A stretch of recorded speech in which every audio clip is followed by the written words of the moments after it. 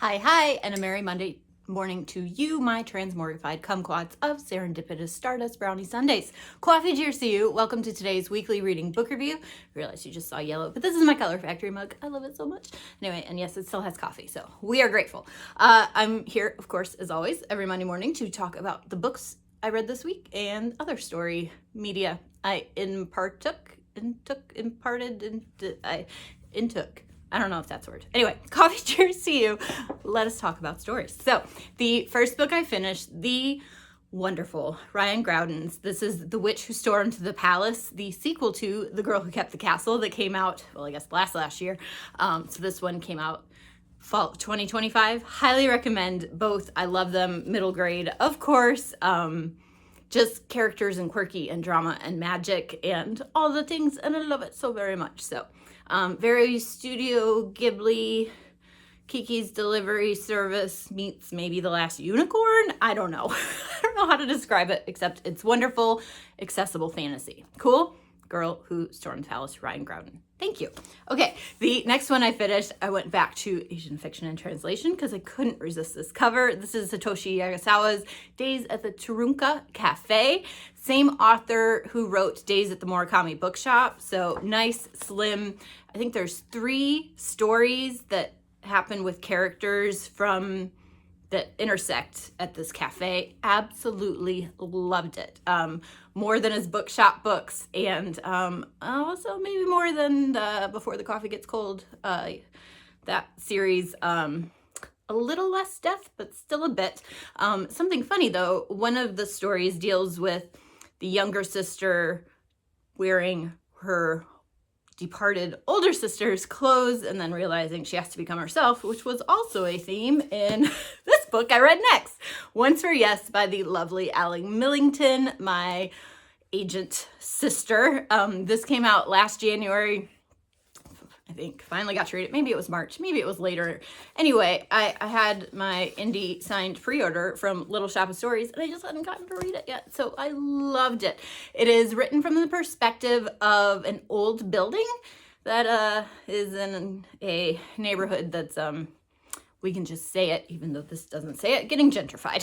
So the residents, at least the young girl, wants to save the building because that's where the last memories of her sister were. So there's this like mystery throughout of what happened to her sister, and a boy with binoculars across the street, and meeting all the neighbors, and also of course the perspective of the building itself and all of those decisions and emotions and feelings. And it was so lovely. Allie just has this gift for like sparse prose and short chapters, which I have yet to acquire or attain, but everybody's different, and that's what's beautiful about art. So Once for Yes, Allie absolutely loved it, and she just announced her next book that comes out this fall, and I'm so excited. So hooray for Allie. Also congrats on your new baby little. Okay. Other stories this Saturday, as per tradition, Dad and I went to number 4, Harry Potter, in concert. It was Goblet of Fire, so number 4. So the Greenville Symphony Orchestra played the score live while the movie played with subtitles, and it was amazing just to share the movie again with a large audience. I haven't seen these films in theaters in over 20 years, obviously. And I'm so not musical. I love it. I adore it. But I just do not have that gift. So to see and hear in real life, like where the strings kick in, the bassoons, the clarinets, the whatever, just like how that all comes together. So people can be amazed. I'm not going to shy about it, about like how I put together a watercolor painting. Well, I'm amazed at musicians. It's just like all these things I don't know, but it's so beautiful, and I love seeing it come to life, and it was great to laugh aloud. They gave Ron all the best lines in this film, but it was great to see it on screen, and I loved it with the subtitles because there's stuff you just miss. So anyway, adored that, seeing that with Dad, who is currently, he rereads the series every year. God bless him. So enjoyed that. Thank you, Peace Center, for hosting Harry Potter in concert.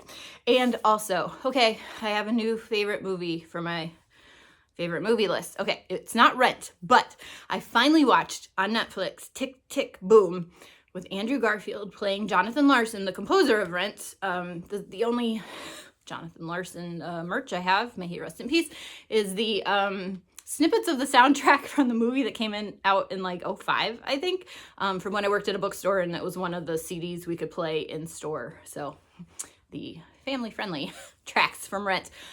That movie was amazing. So again, Tick, Tick, Boom on Netflix. I was probably, maybe I'm last to the party again. It was just wonderful. Andrew Garfield was so compelling as Jonathan Larson. Just the creative process, you know, lights me up. I live it. I love seeing other people live it. And the music was incredible. It basically is showing his workshops for 2 unproduced Broadway shows he wrote before Rent. Amazing. Amazing. So highly recommend that. And then possibly reading next, since we already went with 2 Dead Sisters, let's bring in another, shall we? This, I think, comes out tomorrow. I can't believe I got it in the mail a week early. This is Beth is Dead. Very, very graphic cover there, but it is pink. We'll just scratch it. Anyway, it is a Little Women retelling, but Beth doesn't die of natural causes. She done be murdered. So her sisters get to solve the crime mystery, I assume. That's what I know. Getting a lot of buzz, at least in all the book emails, and looking forward to lists of 2026. Beth is Dead by Kate Burnett is on there. So I'm excited to read this one, especially since I reread in December for the book club I lead, the real unabridged Little Women, which was a toll, and I think we've already talked about it, so we don't have to go there again, but this one's going to be a lot more fun. So this is YA fiction, sort of inspired by Little Women, but it's a murder mystery. Poor Beth. Different story. Okay, you know I played Beth in high school. Didn't go well. Anyway, also got in the mail last week. This just came out last Tuesday. This is A Swan's Daughter by Roshni Chokshi. Gorgeous edition that I happened to get. I don't know if they're all like this, but hey, I am here for the metallic fuchsia end pages and that lovely illustrated cover. Thank you for hiring artists, my friends, and real life illustrators, people. Yeah, she also had a really great podcast interview with Creative Inspired Alive with Evelyn Skye and Joanna Phoenix. So I will tag that below as well. So really looking forward to that. I just love how Roshni does fairy tales. They feel brand new. Absolutely adored The Last Flower Bride, which was her adult debut. And this is back to YA. And I'm so excited because, I love a fairy tale. I love a fairy tale. Okay, might also read next because I read Japanese fiction. I still have a pile of unread Japanese fiction. This is The Healing Hippo of Hinode, that's probably how I say it, Park, by Michiko Aoyama, who wrote What You're Looking For Is in the Library, which I loved. That's one of my favorites. So this is the next one by Aoyama, and I'm very excited because there's a pink hippo on the cover, and it's a cute little short squatty book. Asian fiction and translation. I'm here for it. And I did not get to read Merchant of Venice last week, so I need to do that. I don't even have what I'm currently reading, but it's a Ray Bradbury. Not loving it, but I heard about it on a podcast, and if you'll excuse me, I'm gonna reach it. It's gonna be awkward. Here we go. I could reach it. Here we go. This is Dandelion Wine. This is what I'm currently reading. I am, I don't know how many pages in, 81 pages in. It's just a little over 200.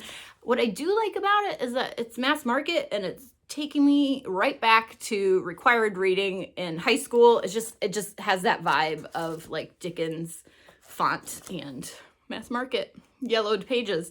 So I like that. The only reason I picked it up was because I heard on a podcast, somebody asked, what's your favorite middle grade book of all time? And someone had read this and said, it made me realize what middle grade could do or be. I don't think this is middle grade. It is in the science fiction section at my Barnes & Noble is where I picked it up. I highly recommend instead, which we talked about a couple weeks ago, The Halloween Tree by Bradbury. This one is just like sentimental 1950s 12-year-old boy enjoying summer and his neighbors and little quirky things that happen to people around the neighborhood. Yeah, I got nothing. It's okay, but I just don't love it. And at least it's short, and I'm gonna carry on for the sake of Mr. Bradbury. So he doesn't care, but I do. Anyway, so reading that, that's all I got. So more coffee for me. Let me know what stories you're reading, loving, enjoying. Had an exciting week, another exciting week ahead. About to turn the camera off and go into the studio as soon as I put this on YouTube and my blog for you with links. And we'll chat more books and stories soon. Cool? Okay, bye.